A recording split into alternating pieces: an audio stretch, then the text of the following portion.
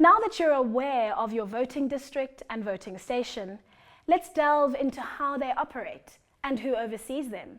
The IEC appoints a presiding officer and a deputy presiding officer for each voting station.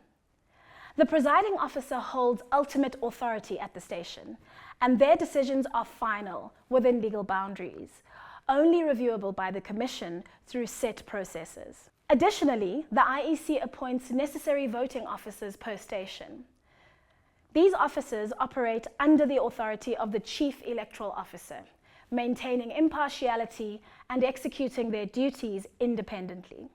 Aside from presiding officers, other significant figures at voting stations include party agents and election observers. Party agents, appointed by political parties, play a monitoring role but must adhere to strict guidelines, such as refraining from displaying party materials and not interfering with the voting process at voting stations.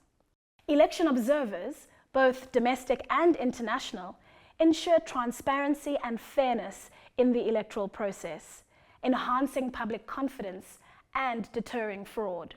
It is essential to understand the role of these observers, who contribute to the legitimacy of the electoral outcomes.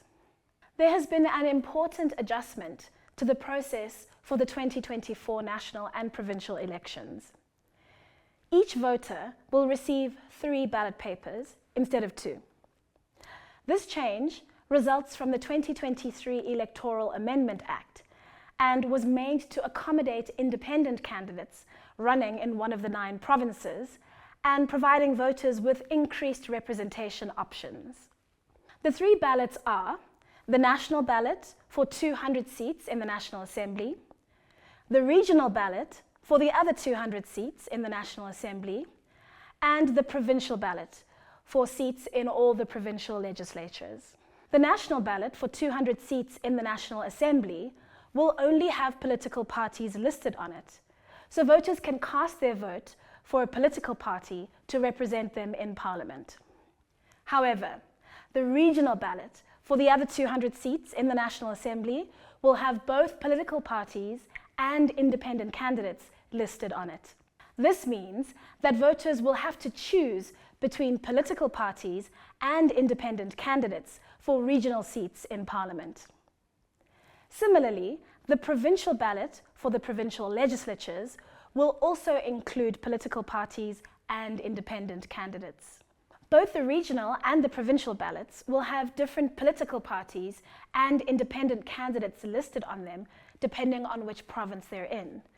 This means that voters have to be mindful of the candidates or the parties they would like to represent them, either in the National Assembly or the provincial legislatures. Understanding these changes and familiarizing yourself with candidates, political parties, and what they stand for ensures that you can vote confidently, making your voice count when choosing representatives that reflect the values, the principles, and the programs of action that you stand for. We'll have more information for you about the voting day process in the following lesson.